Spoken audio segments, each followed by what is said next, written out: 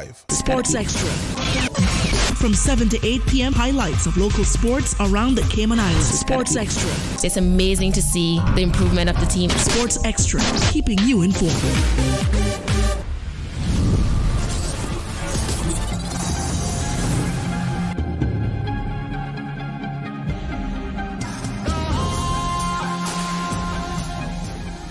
Good evening and welcome to Radio Cayman Sports Extra. I hope everyone is having a wonderful evening today. Yeah? Everyone? Absolutely. We have some very special guests in the studio with us. Tonight we're going to be talking some American football action, right? So we have some American football enthusiasts in the studio with us. To my right, we have Mr. Loxley Banks. How are you, sir? Good. No stranger to the Radio Cayman airwaves. And no stranger to my left. He's no stranger either. Mr. Ralston Anglin. You're in friendly territory. Very friendly territory. Yes. How are you gentlemen doing?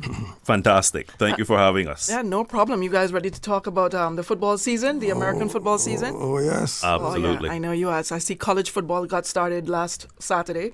So we're going to hear all about that because we're going to start with that first and then we'll start with some NFL action. Right, yeah.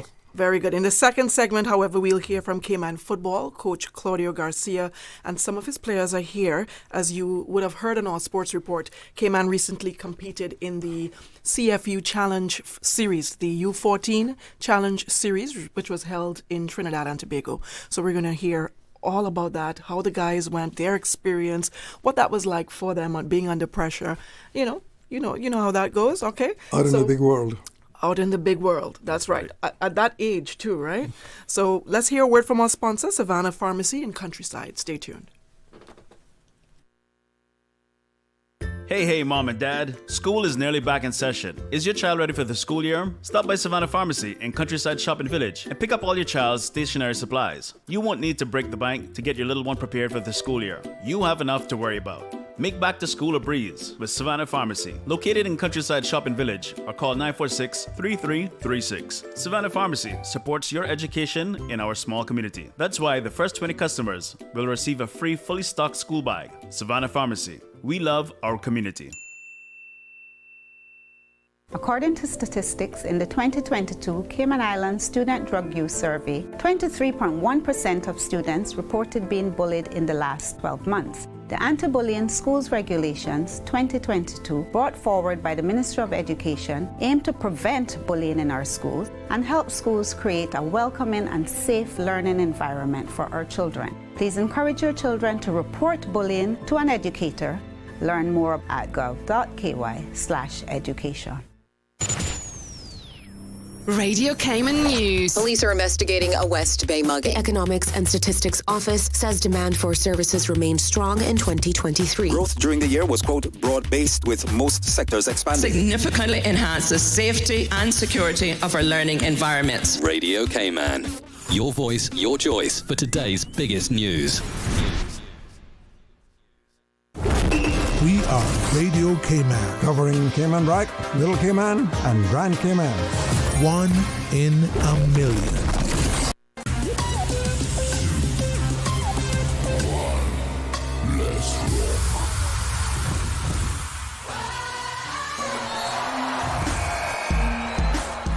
All right, welcome back to Radio Cayman Sports Extra. If you're just tuning in, we're here with Mr. Loxley Banks, the former director here at Radio Cayman.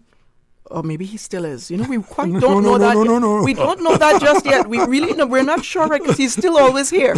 So A friend of the station. A friend of the station. Okay, we leave it at that. Okay, fine.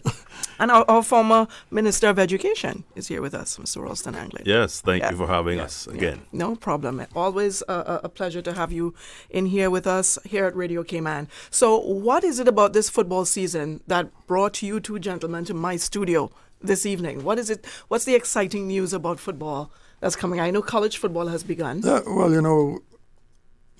there's a lot of fan base out here for both college football and NFL, and maybe we really haven't explored that enough, but we just wanted to kind of alert people because it seems to going to be a very interesting college football season with got kicked off on Saturday.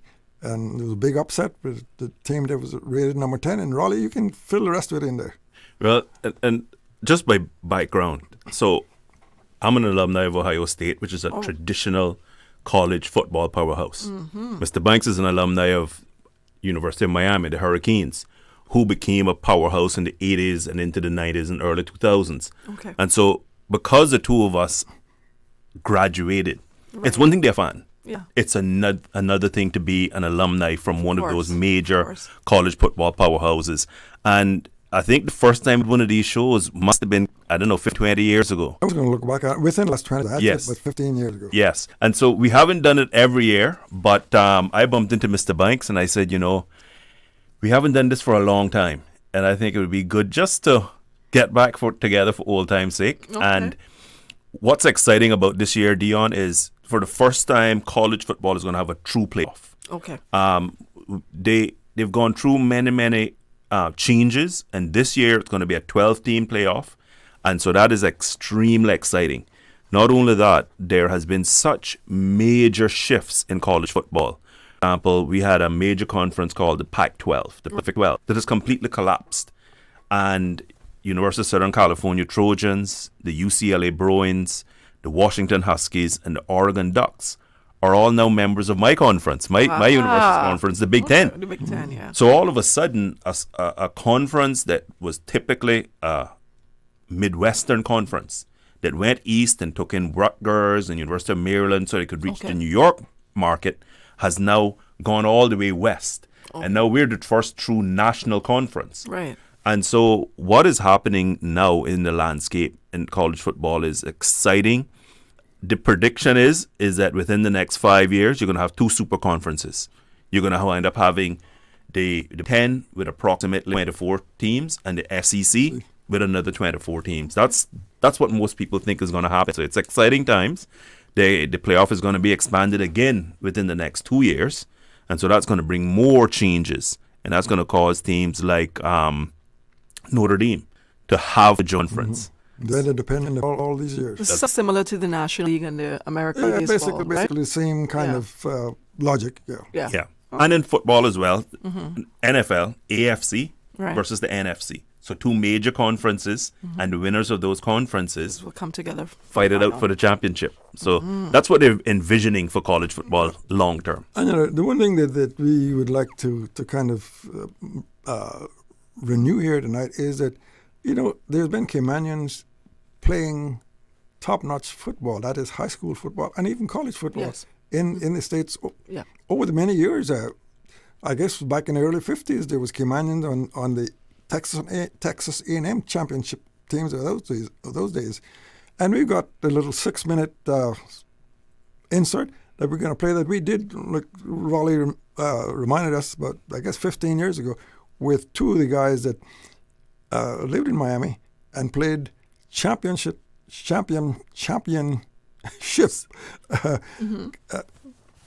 high school football. Okay. And they had all kind of offers from various colleges, but you'll hear it. So you don't hear about it much, huh? The athletes of this day and age, heading off playing American football. I know of two females. Their names escape me right now, but I know of two females in London that's playing American football. Oh, is that right? Yeah. Okay. Yeah. And what happened too, Dionne, was back in those days, a lot of those families had actually settled in the U.S. Right. And so those gentlemen came up through the high school. So they came up through Prep Warner, middle high school, and played football over there, played American football over there. And that's really the way that you would need to do it if you're going to really compete. To get that 1 in a million chance of making it to one of the major universities. Let's hear that cut. JJ got it queued up, I think. Okay. I went to Miami Senior High School and grew up in the 50s, and there was only like 4 high schools, Miami High, Coral Gables, Edison, and Jackson. There's so many now. And, with the Super Bowl coming, and the last pro football team to go undefeated was the Dolphins, 17-0. And I look back on my high school career playing football at Miami High, and we were on all 3 years of high school. We were undefeated, never lost a game. And as a senior, we were city, state, and national. And I don't think they have a national playoff today. I think USA newspaper names like what they think is the number one team. Yes. So it was an honor to play, and we played our games on Thursday night in the Orange Bowl. So we would win a big game, and you'd come back to school on Friday, and it was still pretty cool. Well, you didn't have the weekend to lose the thrill of winning a big game, because the University of Miami played on Friday night and the Dolphins played on Sunday. And I often think about that when they, play a game when they said the only team was the Dolphins were 17-0 and we were undefeated. I think back in Miami when I was growing up in the 50s, sports was different. The neighborhoods were different. Everybody played together. You knew everybody's family, everything like that. And I look back on that and playing sports at the different parks and playing one neighborhood against the other neighborhood and sports, softball. I can see where we could be when we got to high school. We knew what positions we wanted to play because growing up as kids, we played that position and were good at it, So we kind of gelled together, I guess, going through that situation of playing sports from the time we were young in the same location in the neighborhoods and stuff like that. Well, and knowing everybody, that it kind of helped to get that record, Yeah, well, sports has a great disciplinary element in it, and it teaches young folks quite a bit. Raul is around the table here with us. I think you played against him at Edison. Edison, yeah. How you doing, Raul? Doing good, cuz. I haven't seen you yeah, as they say, in a long, long time. Yeah. Yeah. You played on Thursday night, especially Thanksgiving. The next day, I had all day to think about that after you beat us again. Yeah, we played you guys for the state championship, didn't we? That year, I think you played Gables, didn't you? Yeah, it was one of them. Yeah. We played, the state and then the city and then the national. Yeah, we and couldn't. At the time when we played for the national championship, it was the sports writers wrote up a team in California, a team in Georgia, and then a Baltimore Polytech, which was a boys' school. And that's who we played in the Orange Bowl. We beat them 21-7. Yeah, the write-up in the paper was Miami High plays the Baltimore Colts. Baltimore Polytech. Yeah, back in them days, they used to bring down all these teams from Ohio and Baltimore Tech. There was that one in Ohio, the big team, Massillon, and all them, and someone out of Louisiana, and I think we got some out of Texas. Yeah. And they came down to Miami. And they went back crying like a bunch of babies. Well, I heard you talking about a football player that played in for Florida State. Yes. I don't know his name, but that was Edsel Panton's son. Right. Yes, I know Mr. Edsel's son. Yeah. And talking about those games in Orange Bowl, especially Miami High Gables or Miami High Edison and Jackson, because they were the big games. They'd draw 40,000, 50,000 people in the Orange Bowl. It was unbelievable. The opposing team sat on one side, and if we played, we sat on the other side, and it was, the Orange Bowl was big. And yeah, well, the Orange Bowl is a storied stadium, and tell us. I remember seeing your name splashed all over the Miami Herald sports page. Mike, it might have been front page when you threw that, what was it, the long 31, 45-yard halfback pass? Because you played halfback, right? Yeah. Well, I was a pretty good athlete. I played defensive back, offensive back, and took punts and kickoff. The only time I didn't play was when we kicked off for the other team. I'm sure you must have had some real good offers from some of the colleges, Florida State, Miami. Yeah, I had University of Miami, Florida State, talk to me and send me letters and stuff like that. But luckily, I tell you, I wasn't too interested in school, and going on. So, but sometimes I think about it. I didn't miss much because I don't know what, a different direction. I kind of feel I'm retired here in a retirement community in Tampa, and I feel like I didn't miss out on too much. Well, just to give you a little background about Donnie, his parents from West Bay, they were born up there at the end of Bogasan Road, and in fact some of the Caymanians around Miami at the time when you were playing excellent football, saying we think he's got some of that Bogosan dig in him. Well, I tell you, when I was growing up in the 50s, there was like a companion community around the area, you know. A lot of the people knew each other, and my mother was a real good cook. And they, I guess what they call a rundown. Yeah, yeah. And they would, anything they could cook up to get to my mother's house or our house to eat, buddy. It was a big shindig. Yeah, and you know, when I played high school football, the coach would tell you, you know, tonight just eat something like Jell-O or something like that. And when I'd get home, my mother'd have a big fish too, or red beans and sea pie ready for me to eat. It didn't bother me. It was too good to not have it. We are Radio Cayman. Covering Cayman Brac, Little Cayman, and Grand Cayman. 1 in a million.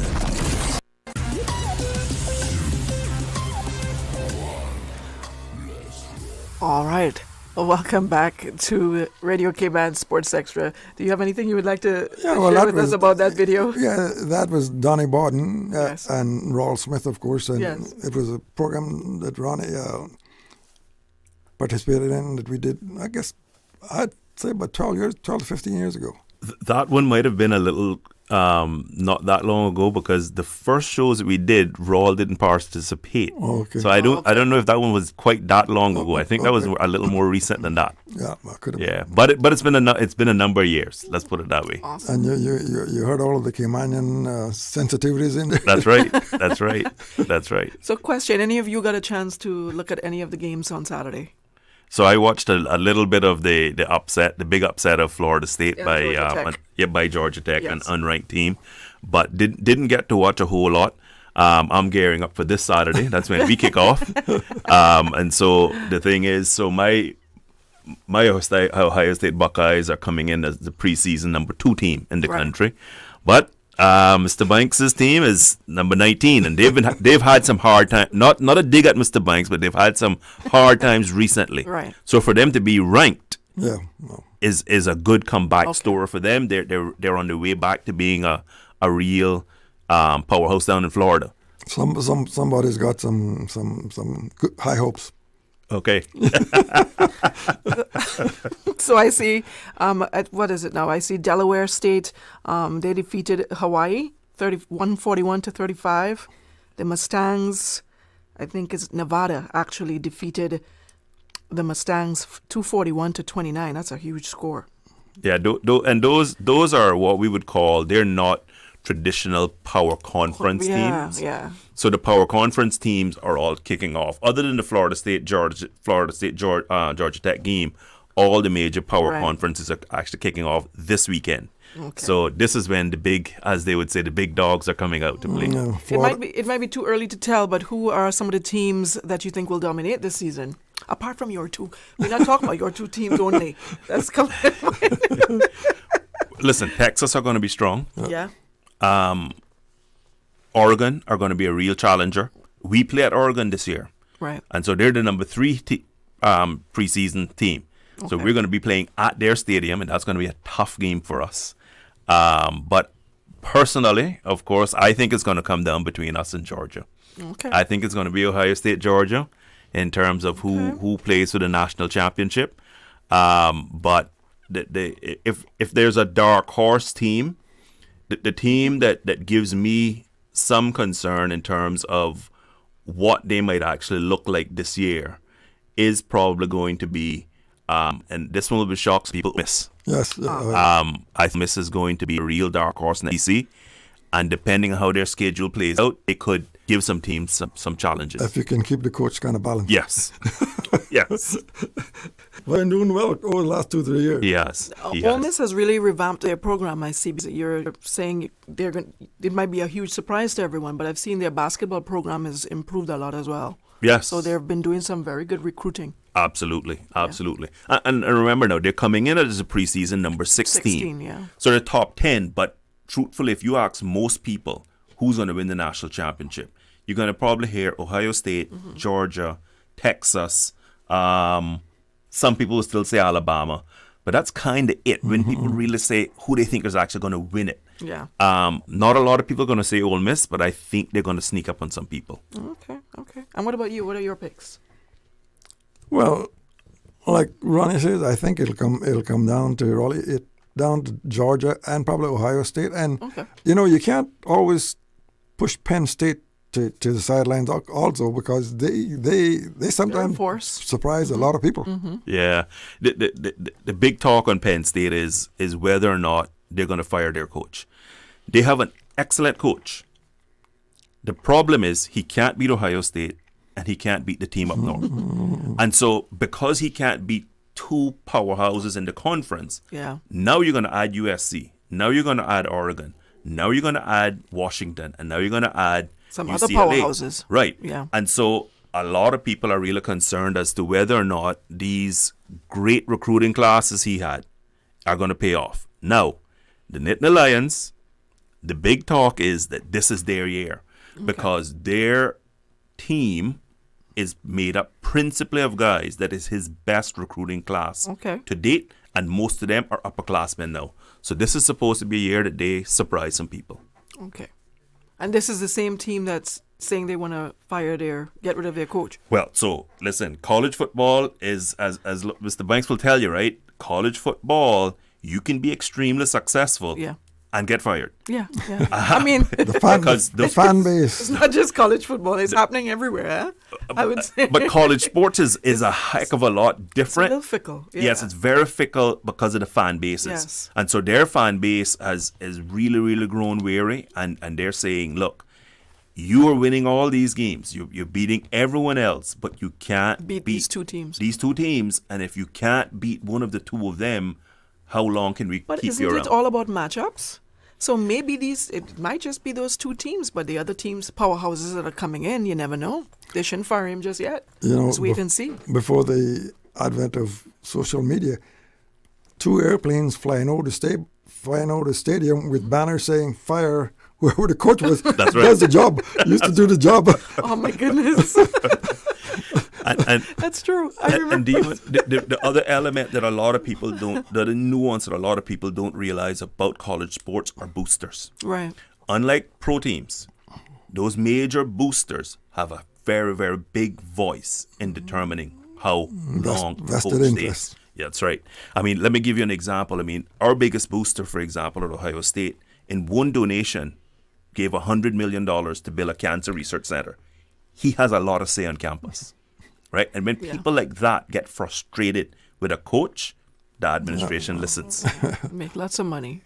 And the players get nothing. Yeah, well, no. Players get? They're now paid. They're playing now. They're now paid. Yes. Okay. Yes. So the same as basketball. That's another big change for college is NIL. The nil, Yes. And so Shadur Sanders, the son of Dionne Sanders, is slated to be the highest paid NIL this year, right around $4 million. Yeah.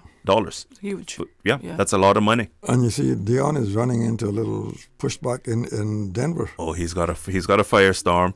Yeah. So Dionne is a great athlete. Oftentimes, great athletes and great players don't necessarily become great coaches. Agreed. And so he wound up last year coming out like gangbusters, having 2 major upsets in his first 2 games. But then he went 1-7, I think it was, the rest of the way. Now, people are saying, is this more smoke and swag than real results? Right. So we will see. Okay. We will see. He coached originally at an HBCU, and then Colorado picked him up. Personally, I think I would hope that he gets an opportunity to go to one of the other bigs. Go back to his alma mater like Florida State, or one of those real blue blood teams, Oxley, that really he could set himself up. Because the fact of the matter is, and for any of the Buffaloes out there that might ever hear this, which I doubt, I don't know about men in Cayman, but the reality is they're not a traditional college football powerhouse. Right. They like to kind of think they're good, but, he doesn't have a whole lot to work with is the point I'm making. He really, to me, a big school picking him up would be a great, great storyline. Awesome.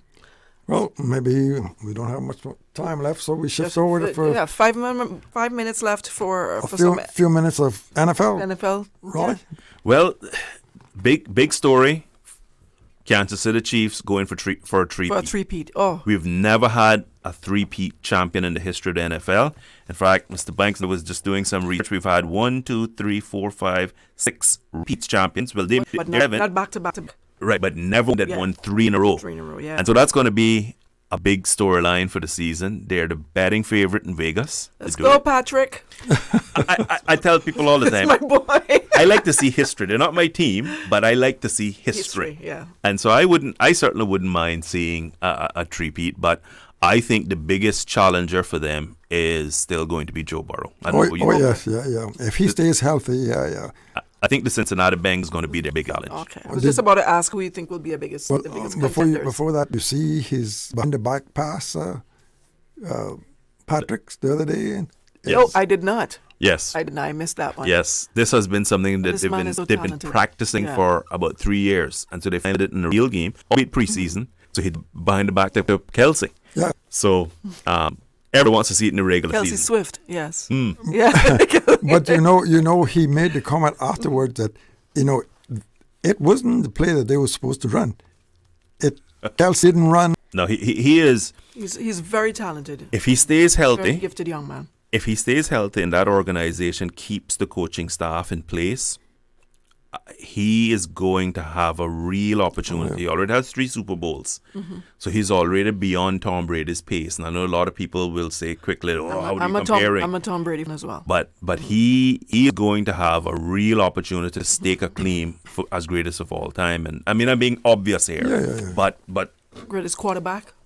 Greatest quarterback of all time. For some people, greatest player of all time. Yeah. For me, the greatest player of all time is still Jim Brown. That's me personally. Yes, I agree with that. But you're talking about the backward pass. What in the game coming up this Saturday between Florida and Miami?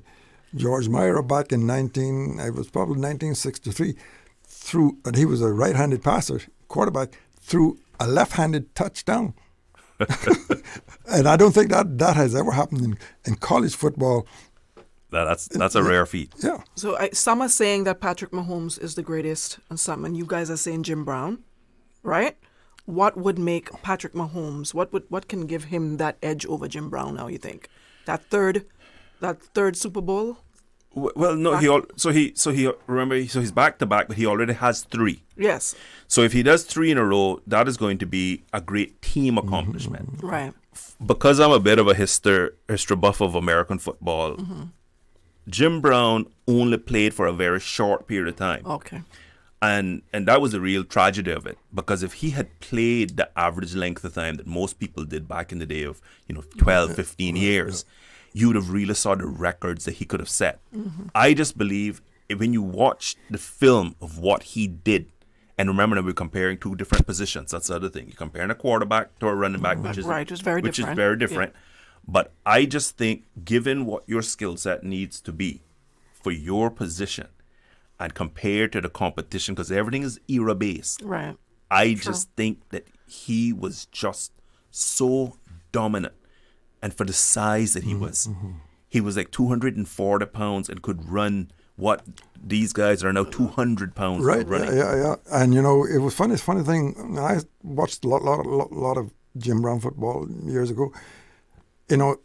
Just about, I'd say 60% of the plays that the Cleveland Browns run was Jim Brown. And he got tackled, took his time, got up and walked back to the huddle, and he knew what the next play was, Jim Brown. Yeah. People knew what was coming and just couldn't stop him. Yeah. But in the modern era, Patrick Mahomes definitively has a real opportunity. In a lot of people's minds, if he wins this is going to put him above Montana. Okay. Yeah. And then it's him and Brady.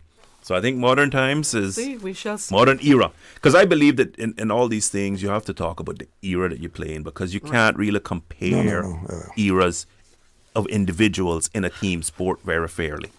Try telling these NBA fans LeBron versus Michael MJ. Jordan and Kobe, and they all know Kobe's the best. I don't know what's wrong with them. Anyway.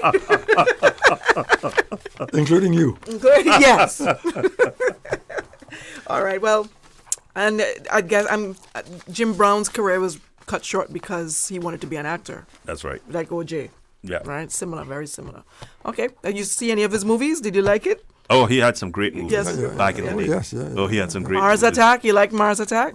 Well, See I that one? don't know about that one, but didn't like that one? but he had some other ones with Richard Roundtree and Fred Williamson. Okay. Three the Hard Way and that sort of thing. Those are the movies that I really like. Jim Brown. Awesome, gentlemen. Thank you so much for coming. We should do this more often. Thanks for having us. You're very welcome. Probably in the middle of the season we can do something. Yeah, and I think in the middle of this coming season, you know, we'll let's do something and let's see where we're at. Yeah. And we'll open the phone up to some of the. I think that'd be great. You know. That'd be great to hear from the listeners. All right. All right. Well, that's it for our NFL and college football edition. We're going to shoot it now to our what we call our real football, right? Real football action, right, Mr. Banks? You agree? Yeah.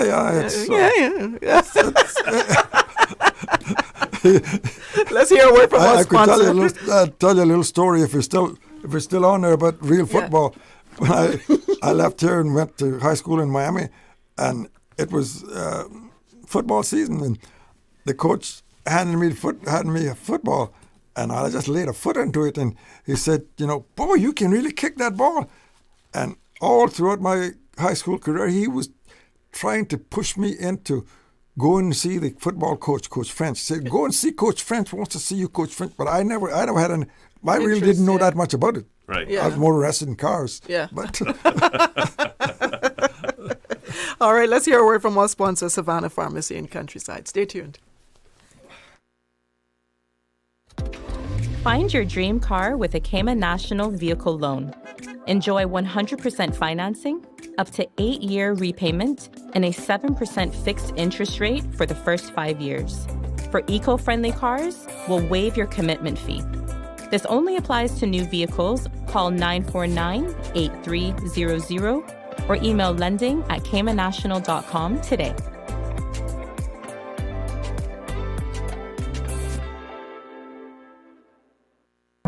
The Ministry of Education and the Passport and Corporate Services Office remind all students traveling to and from school overseas to ensure their passports are valid for both travel and entry into their destination country. Passports should be renewed at least 10 weeks before departure, and any necessary student visas must be obtained. For passport services, contact the Passport and Corporate Services Office at 649-7678. For Ministry of Education scholarship inquiries, contact scholarships@gov.ky. This message is brought to you by the Ministry of Education and the Passport and Corporate Services Office.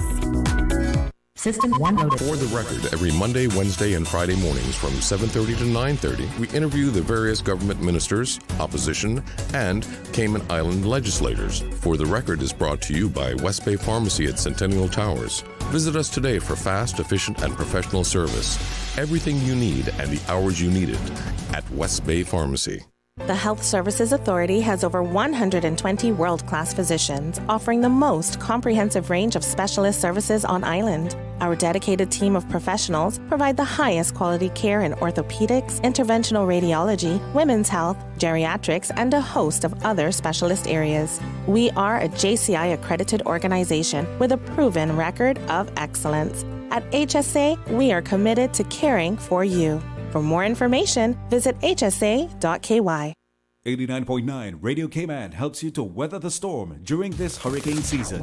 One of the most crucial elements of hurricane preparedness is storm awareness. During the season, it is of utmost importance to pay attention to the latest local weather forecasts, as hurricanes do not suddenly form or strike. There are various methods of advanced notification. Utilizing such may be the difference between a favorable outcome and disaster.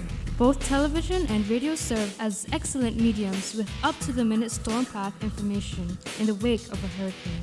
Another method of tracking a hurricane may be only arm's length away. Your smartphone or tablet can be your most valuable tool before, during, and after a storm, providing countless numbers of apps with crucial hurricane information. Many apps allow you to track storms with moving radar and satellite imagery, plus offer alerts, current conditions, forecasts, advisories, and even video. This hurricane preparedness tip was brought to you by your community radio station, Radio Cayman 89.9 FM.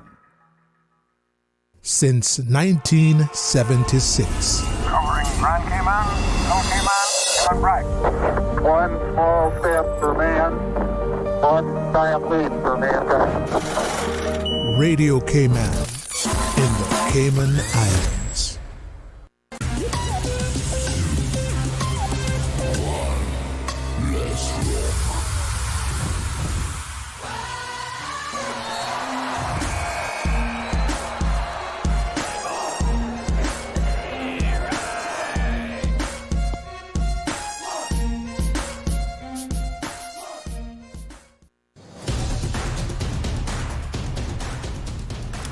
All right, welcome back to Radio Cayman Sports Extra, and we're here with some young men and Coach Claudio Garcia. They recently came from the CFU, the Caribbean Football Union, for those who are unaware, the Under-14 Challenge Series, which was held in Trinidad and Tobago last week. Some exciting games took place. I had a chance to see a few, and you guys did really well. Yeah, Coach, you did really good. I'm very proud of you. Thank you. And then the pictures were so good, too, when you guys were in the locker room getting ready. I think that's the game where you guys may have had a big score. Maybe against Antigua or Barbados. One of those. Yeah, one of those. One of the two, okay? So it was, I see, it's 3-3 against Antigua. Yeah. Right, that was the game. Yeah. The game where you tied. Yeah. 4-1 against Barbados. They were a tough contender, and they were the overall winners of the tournament. Were winners, yeah. Yeah, they were good too. Right? Cayman versus Guyana. Yeah. 0-2. Right? And then St. Vincent and the Grenadines was 4-2. 4-2, yeah. Okay. The Guyana game, that was the last game. That was the last I know game, that yeah. one hurt. Yeah, it was. Yeah, I know that one hurt you. Yeah. Because they didn't have a win in the tournament either. No. And that was the one where you were like, yes. I'm sure you went in there like, yes, this is it. We can do this, right? What happened? Talk to me. What do you think happened? I feel like we just made too much mistakes. And Yeah. we didn't capitalize on the key moments that we should have. Mm-hmm. And that's why we lost, even though we definitely could have won that game. Yeah. And what about you, Basil? I feel like we're just like a little shaken up due to the fact that we didn't really win our The previous games, yeah. So I feel like that's what really like shook us up. Yeah. I'm gonna bring your mic a little, bring it down a bit. Yeah, that's fine. So how did it feel though, to represent Cayman at this tournament, to represent your country, to wear your national colors? It was a really good experience. Like Yeah. I've done it before. Like I think 2 years ago or so. Okay. Yeah. It was really good. It's an experience that a lot of people our age will kill for, and I feel like it's good that we got the chance to do it and go overseas to play for our country. Awesome. And Stephen, I almost said Stephen. Stephen, what was the most memorable moment for you throughout this entire tournament? That would probably be me playing and sliding all over the place. Doing what defenders do. Yeah. Yeah. Oh, so sliding, just playing good defense then. Yes, sir. Or your defensive presence was important. What about you, Basil? I feel like it's when I got my assist. My second game against Barbados. Like it was right after they scored, and I felt like that was really good. That really tried to bring us back into the game, give us a little motivation. It raised our morale after that goal. Yeah. Awesome. I was just about to ask about the team's support throughout the tournament. Sometimes it gets harder and harder after a loss, right? So how did you guys manage to keep that support going? And who was that player that was like, come on, we can do this? Who was that? That was definitely Basil. Yeah. Okay. Yeah. Like he's basically our captain, right? So yes. Okay, you're the captain. Oh, nice. You should have said that at first. I didn't know that. All right, awesome. So even if you go through a rush game, he would be there. He's Basil, right? So he's always talking to the team. He's always making sure that we know what to do. He's a good guy. He's a good captain. Thank you. Oh, that's nice. What was that experience like? Is this your first time being a captain for the squad? Yeah, it is. What was that experience like for you? It was just really good. I just felt really good inside because coming from being one of the youngest on the team, like 2 years ago, me coming up to being a captain for my squad. So I'm like, that's so good. That's such a big improvement. So I was just over the top, over the moon. Were there any challenging moments for you as a captain? Yeah, there was. When we were really down, I was just.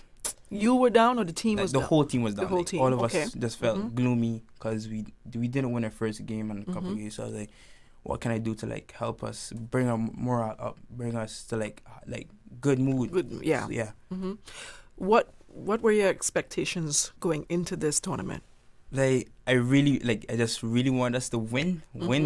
That's all I really cared about, just winning and like us having a good time. And like going forward into the tournament. Trying to pick up a win. You said the morale went low and your spirits were down. Yeah. At what point in time in the tournament did that happen? After what game? The first, second, third? I feel like the second game against After the second Barbados. Game? Yeah. Barbados. Because why Barbados? Of all the teams, why Barbados? Because like in that game, all of us were just playing hard, fighting in the first half. We're doing really good. Like it was 2-1, I believe. It was 2-1 in the half. In the first half. Mm-hmm. Yeah, like we're just fighting. We're giving it everything we got, and then like we weren't really doing what we were supposed to be doing in the second half. Okay. And like it just messed us all up after that. And on the field, you can't really hear coach all the time. Yeah, no. So who was that person on the field? Was that you? Getting the team together, trying to tell them what to do. I feel like all of us were doing that together. All of us are doing it as a team. Yeah. Okay, awesome. All right, I'll switch to coach. Coach. We heard from the kids, so the boys, the young men. Yes, the young men. Yes.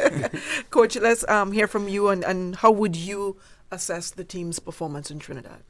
Well, first of all, let me thank you to have us here. No problem, anytime. It's always a pleasure and an honor to be here and then see all of the efforts that you do to bring football and especially these young men that are just growing to this sport. Grassroots, right? True. So I believe that the tournament was really great. As I believe that I mentioned here before, that the idea of our program is to build individuals before any football player that we don't know if they will be. Right. But for sure they will be individuals. So in this part, as you can see, they build their own family, as I like to call it. We build our own family, but between themselves, they build their own family. Yes. So it was really great to see all of them together. They come from the majority of the clubs that have the age working. Okay. There was one big improvement that all the clubs participated by bringing players to That's to very this good. list, which is very good. Mm-hmm. And they create their own family, and the way that you listen to them talk, of course they boys and they're very energetic, which is something that we will always have. But I was going to ask. So basically, what you're saying is that all the clubs from the CIFA U14 leagues put at least 2 players forward, and the majority of the clubs that have. So this process started in May with tryouts. Yeah. So this is part of a big project that we created within our national academy. Okay. And we did during May, the entire month of May, tryout sessions where all the clubs brought their best players on this age. And then the selection was made throughout the month of May and June. Okay. And we had a significant number of clubs producing players for the final selection, which is one of the things that I'm really proud of it. Yeah. And I want to give thanks to all the coaches that work with the clubs in terms of their hard work producing these players and taking time to help the youngsters to be better. Of course, there will be always things to improve and to get better. Of course. But it's very important to have this connection. Overall, expectations were, let's say, medium expectations. It's a brand new group. Yeah. We only have been together the last 2 months. But I am really proud. I said it. I said this to them privately. I said it publicly also. But I'm really proud on how in such short time of training and being together, how they were able to develop and grow and perform in this way. There was a lot of compliments from all the teams that we play against. But of course, we know what we need to improve. And actually, this was a great opportunity to prepare our U15, which we're going to have our target on. Awesome. I like that. Yeah. You guys did really good. Thank you. I mean, that's Thank you. proud. Thank And you. it's, you see, my mind is going faster than I wanted to right now, because I was trying to think of the different, the focus sports in our country that have you under 14 teams competing internationally. And that's actually amazing to see at this level, at this age, they're out there performing. I wish we could see it in under 12s, under 7s. That would be so nice. But I think it's a steps that needs to be taken here in Cayman. But I think it's huge that you guys went out there and represented Cayman at that age, under 14. Getting that exposure and that experience is going to be so huge for you all in the future, because after under 14 is now what U15. U15 for them.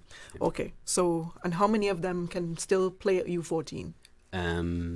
Just the ones that were born in 2012. Which just a few of them. Yeah, a few of them. Okay. The team actually is the right age, which is something that here in Cayman, at least from the moment that I'm around here, as one of our biggest issues is that we never had a team with a proper age. So the cutoff age for this competition is 2010. Okay. So the year that we went in the DR 2 years ago, the majority of them were 2009s. Right. So they were too young because the cutoff age is 2008. Right. So we are getting there, and we can see the development also on the performance. Right. We still have a couple of youngsters that will repeat it, right. But the majority will move to the U15, which is a good thing because it will create a steady group going on to the different levels of competition. Awesome. That's pretty good. Good stuff. So back to you, gentlemen. What was it like for you guys? I should ask, what did you learn from playing against teams like Barbados and Guyana and St. Vincent? What are some of the things you took away from those games? Sometimes you can't just stick to the book. You have to change up how you play. So that can read be the defense. Yeah, that can be different formations or different styles of playing. You have to switch it up, be unpredictable to get a chance of winning. Okay. I promise that I didn't say anything to them. This is their own words. Yeah. So go ahead. Yeah, that's pretty good. Go ahead. You can elaborate on that. I'll repeat the question one more time again, please. Oh, the question was, what did you learn from playing against those teams that you played against? I learned that there's definitely people who are better than you, and that you always have to put in the work, to become the best, to try and become the best version of yourself. And especially teamwork as well, because if you don't have teamwork, you're just gonna crumble up on everything. So those are two major stuff I learned from this tournament. Awesome, I like that. Which match you guys played out there was your favorite match, and why? Mine was against Barbados, because even though we lost, I feel like I did very good defensively, and that's why it's my favorite match, because I feel like I did a very good job defensively. You did okay. I feel like the game against Antigua was the best game. It was back and forth, and goals after goals. Yeah. And we were just pouring our whole heart out into that game because we just really wanted to win. All of us were just fighting for it. And sadly we conceded a goal literally in the last second of the game, which is sad. It was a draw. But that was a really entertaining game for me to watch. Awesome, I like that. And you, as the games went along, you guys improved as the games went along. What are some of the skills do you feel improved throughout this tournament? Throughout the tournament, I feel like we learned how to play on throughout the back more, because most of the time the long balls wouldn't work, so we have to recycle the ball through the back to get a play going.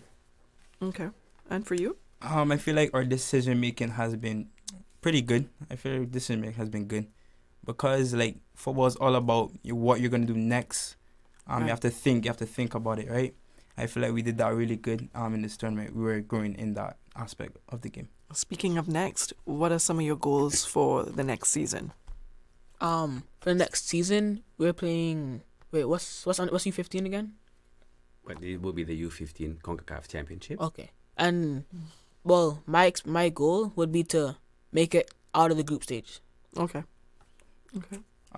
Yeah, my two goals actually is I want to make other group stages like Steven said, and also I just want us to improve our chemistry as a team, like so we could talk more and like just be like have a closer relationship with each other. Yeah. How was that this tournament? The chemistry. The chemistry, I feel like it was there. It could have been improved more, but yeah, I feel like it was there. It was there.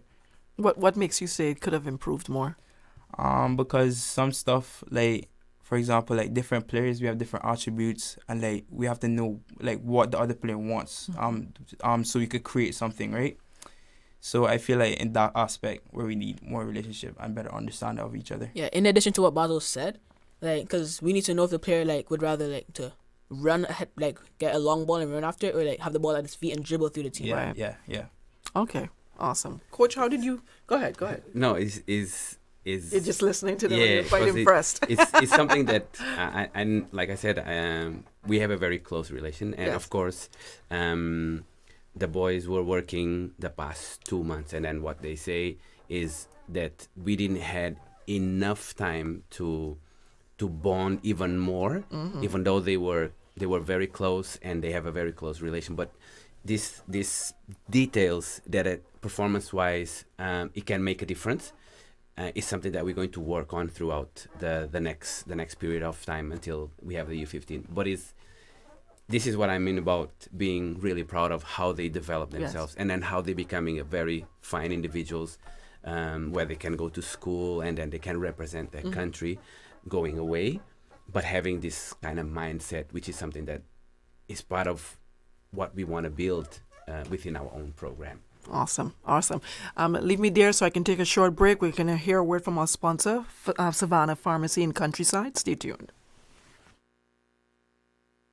Hey, Mom and Dad. School is nearly back in session. Is your child ready for the school year? Stop by Savannah Pharmacy in Countryside Shopping Village and pick up all your child's stationery supplies. You won't need to break the bank to get your little one prepared for the school year. You have enough to worry about. Make back to school a breeze with Savannah Pharmacy, located in Countryside Shopping Village, or call 946-3336. Savannah Pharmacy supports your education in our small community. That's why the first 20 customers will receive a free fully stocked school bag. Savannah Pharmacy. We love our community. Work's new jobs and online payment services is officially live.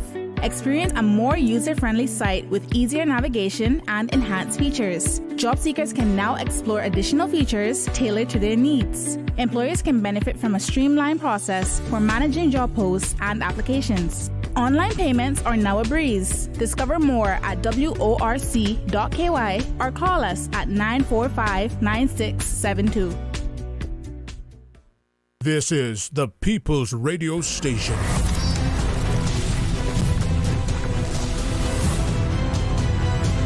Radio Cayman in the Cayman Islands.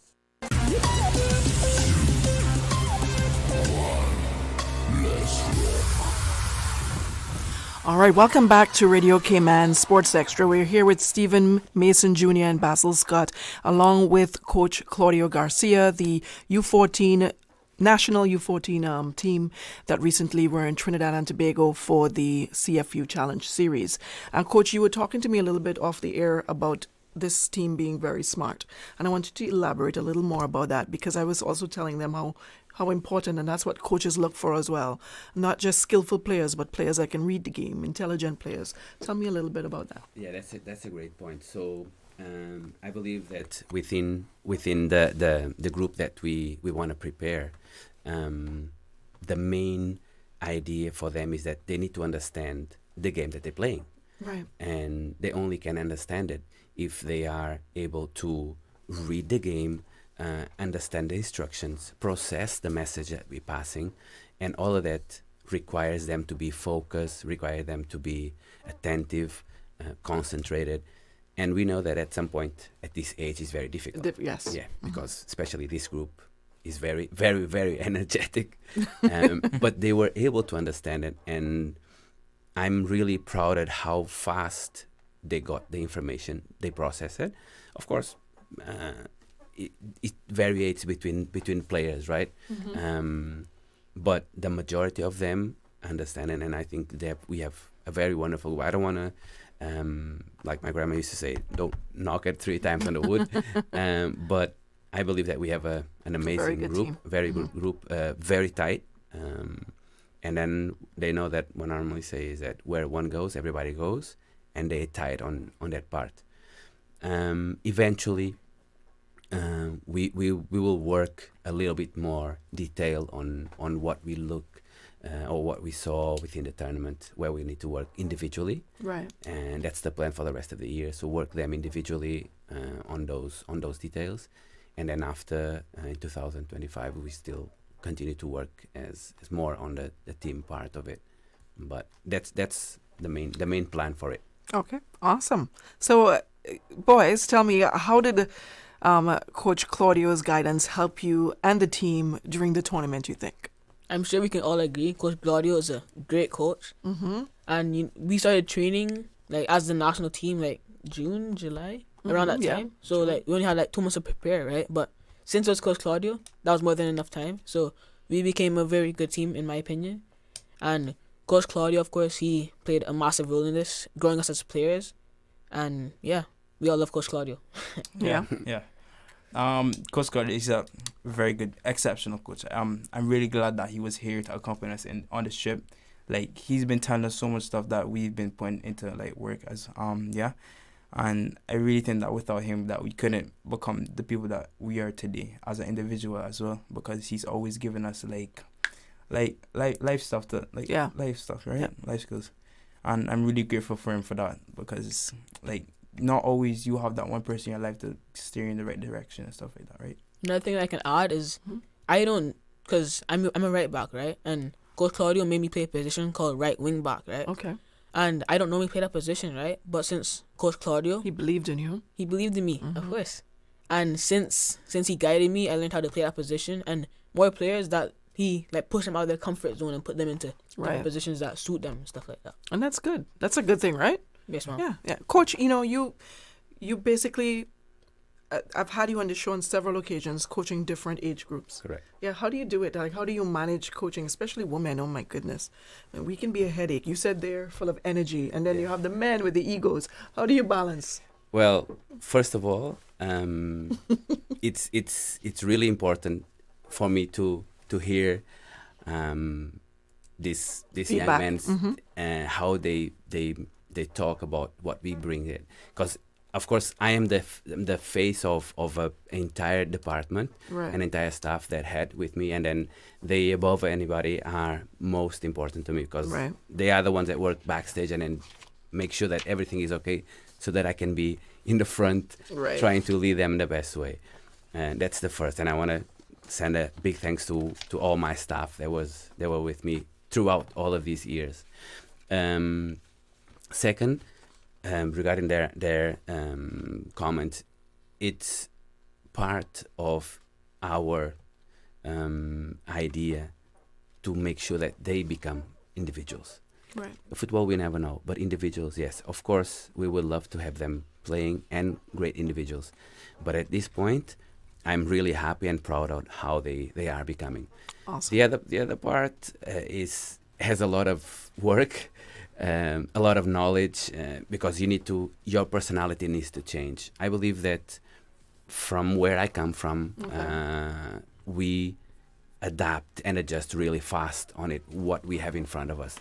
Right. And that's one of the things that is helping. Awesome. All right, thank you, gentlemen, so much for coming by. What's next for them? So these 2 weeks we have a break. Okay. Because the U17 will going to start working, and then in 2 weeks we're going to start bringing them back, training, working on those details. Also, they have a homework to bring along when we start. Okay. Where they can talk. They need to express their strengths. But they already did theirs. They did. On here, on the show here. True. And they did it very well. Very well. Yeah, you passed. A's. All right. Very good. So that will be the next, and then preparation for August. Okay. CONCACAF. And then the ladies are having something here on Island. Is it next weekend? No, the nowadays the U17. The U17s. U17 Okay, boys and okay. girls will start training. Okay. Yeah. Awesome. And then next year is both of the competitions that we'll have. We don't know as yet where it will Okay. be. First semester. Okay. Awesome. Thank you all so much. Thank you so I much. appreciate you. Thank you, Miss Yao. And all the best. Okay. Thank you. All right. And don't be a stranger. Come on the show whenever, Coach, bring them on. That's fine. Definitely All will. right. Thank you. All right, that's it for tonight's edition of Sports Extra. Of course, if you would like the opportunity to be a part of our show, please feel free to email me at sportsextrakman@gmail.com. I'm your host, Dionne Anglin. A special thank you to our sponsor. That's Savannah Pharmacy in Countryside. Good night and God bless.